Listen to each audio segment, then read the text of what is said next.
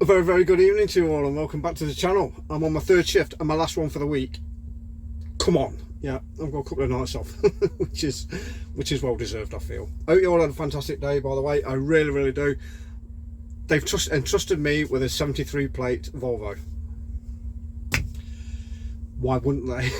I mean, I've done nothing wrong.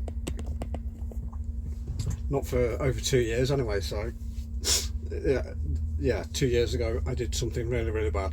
I nearly dropped the trailer on its knees. Oh no! Yeah, I know.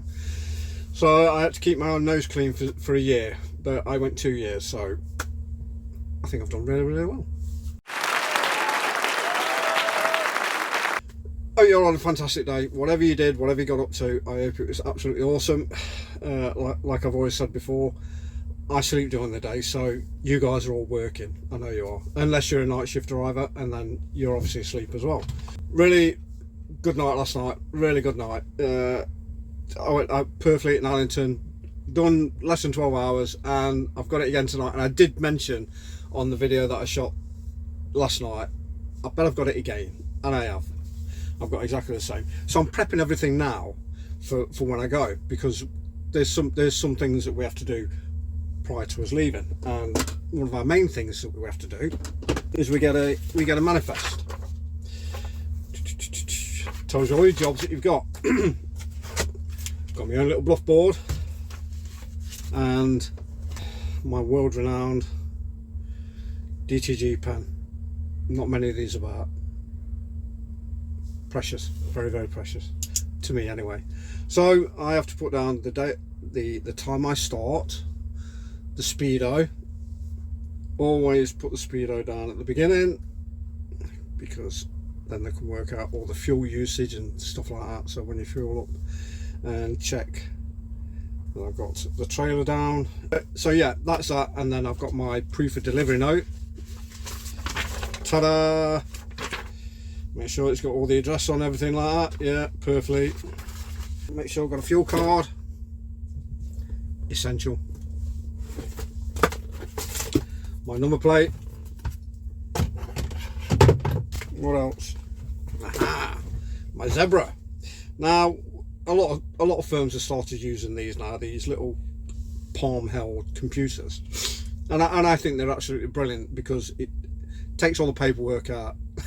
Even though I've got a manifest and a POD, and everything is still on here. So, but yeah, I've got to wait for that to upload, and then I put all my details on there. You've got JAMA on there, which I've already made. I've already done my checks of the vehicle. The vehicle is fine, and then I have to enter all my information on this, my password and blah blah blah. So I've got my smart connect and everything on there. I've got my smart operations, which is, I think, is an absolutely brilliant tool, absolutely fantastic. Okay, so on the app, I don't know whether you can see it, you've got all your smart POD and your Ops 13, which is for the vehicle check and everything like that. So for your smart POD, which is exactly what I've got down there in the box in my manifest and my POD, I have to make sure that it corresponds with my computer. Like I say, it's counterintuitive. You've got double the amount of everything, which I don't think you really need. Just this thing is just all you need. So I think it's about time firms started realising that, you know, paper is not the way to go when we've got technology like this that we can use. And I think it's absolutely brilliant, and we're saving the planet and we're saving the trees. So stop using paper, right? I'm just going to log in, back in a minute. A few minutes later. Okay, so I've logged in and it's got all my journey details. I don't know whether you can see it now because of the light, I think. There we go. So it's got all my details there. It's got my Perfleet, everything else. Yeah, it's got my Tesco Perfleet, and then probably through Darlington, and then back to Tamworth. So accept that, and then it'll say there's my trailer, confirm vehicle, pass it, good to go. Like I say, it's an absolute fantastic tool, and then you can go back out of it and go back into Ops 13 and then do your 56 checks that you got to do on the vehicle. I'm going to tick these all off. Back in a minute. A few minutes later. Okay, so I'm on JAMA, which is the vehicle check sheet. We go on Ops 13 that we do use. DHL go on what's called Ops 13, which you can do on paper. You check everything off, tick everything off. It's just like when we're in the military, you used to have a first parade and a last parade. It's exactly the same thing. You're just ticking everything off and signing it that you've checked it all. With this, it's totally different. Well, other than it's not totally different. All the checks are the same. You just got to tick it all off. It's done with your finger, not a pen. So all you do is just put the vehicle registration number in, press enter, and then it brings the vehicle up.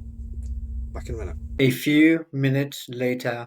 Okay, so once you put the vehicle registration number in, it brings up it's just a stock picture of a Volvo truck, and then you've got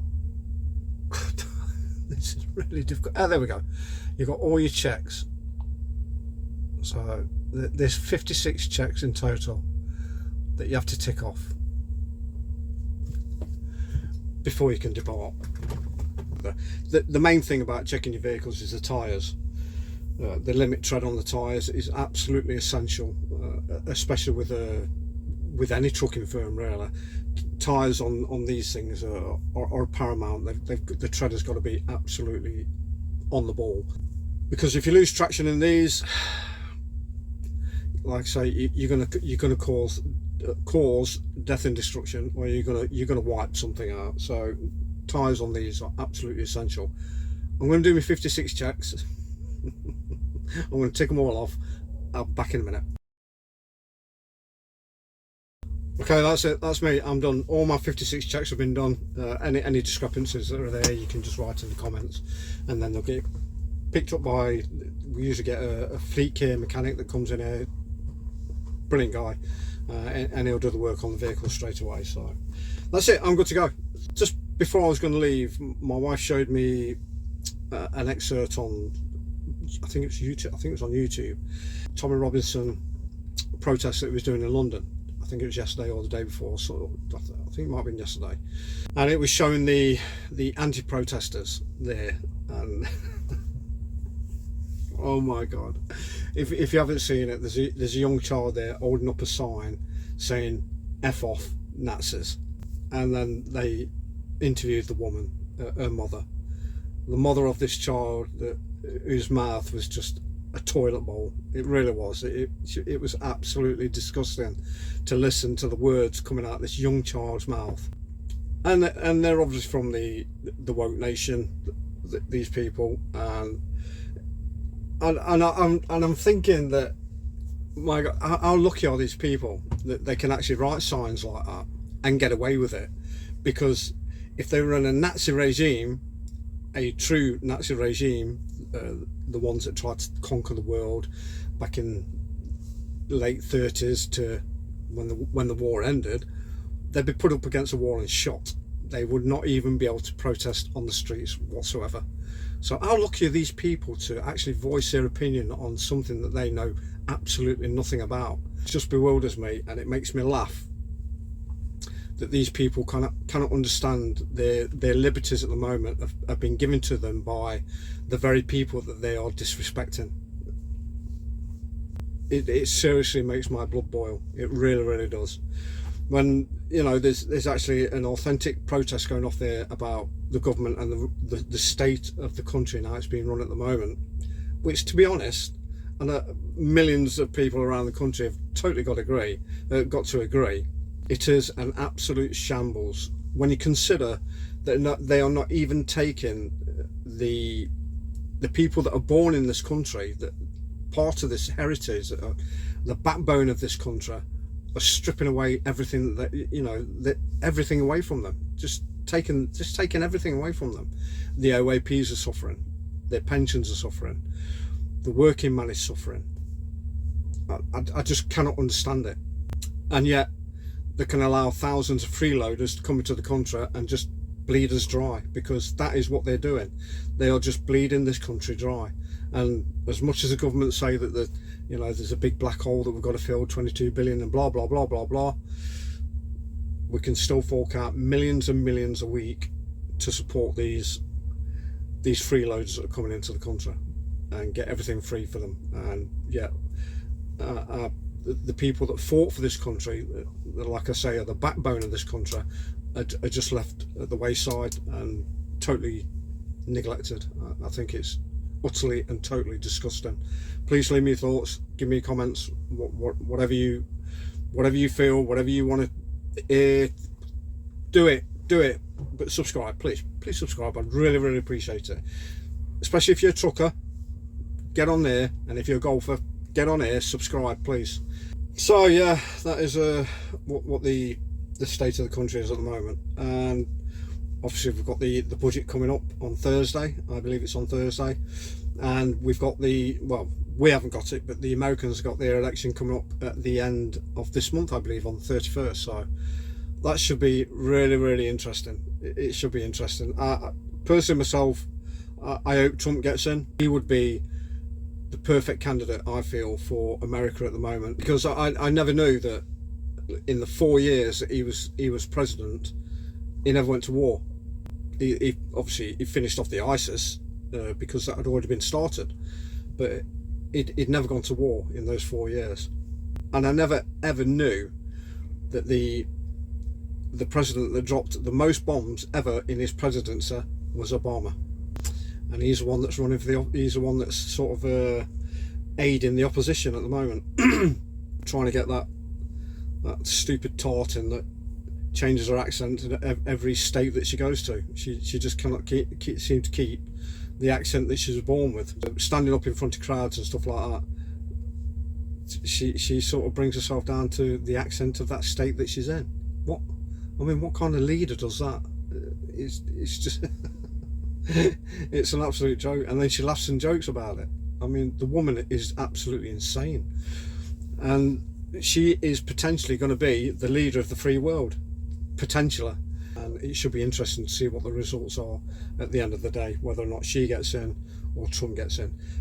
Like I say, personally myself, I think Trump should get in because he's a golfer, and he's a good golfer, and he's played with Bryson DeChambeau, so and he's a bloody good golfer.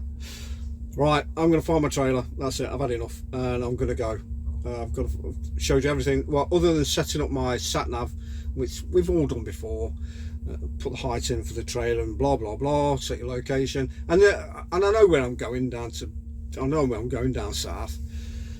The only thing that I take into account is the time, and that is it.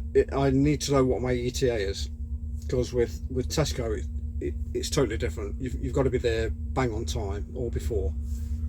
If you're late, they put you down as a refusal of load, so it goes as a big black mark against DHL when you do that. So I like to be there bang on time. This is my last one. Like I said before, I've got a couple of nights off. We've got my grandson over for a sleepover, which is going to be absolute carnage. I know it is, because the house always looks like the grenade's gone off, because every time I'm trying to look for the pin, it's just like a whirlwind. He goes through everything, and he's fascinated with fridge magnets as well, and it is so clever. He's so clever. We've got fridge magnets, loads and loads of fridge magnets all over the fridge, and they're all different shapes and sizes. There's one of a donkey, there's one of an apple, there's one of Niagara Falls, there's one of a Canadian flag. Places that we've been all over the world and stuff like that, all different locations, we sort of pick up a fridge magnet, like every bugger else does when they're on holiday. You slap it on your fridge and you have a reminder every time you see it. So when Leo was there at the fridge and he's picking these magnets up, I'll point to him, that's a donkey, and he'll pick it up and he'll move it onto the other side. And then if there's a Canadian flag, I'll say that's Canada, and he'll pick that up and put it on the other side. And then I'll say to him, get the donkey, he'll go straight to it and put it on the other side. Where's the Canada flag? Straight on the other side. The kid is so switched on. He really is, and so clever, and I'm so proud of him. And I'm so proud of my daughter as well for giving me a grandson that is going to be a smart bugger when he grows up. Right, that's it. Drive safe, take care, look after yourself, and watch out for those lunatics, because they are everywhere. Like, subscribe, please leave me a comment on anything that I've covered, tonight, and I'd really appreciate it. Thanks guys, and I'll probably see you for my first shift on Sunday, so take care guys, cheers.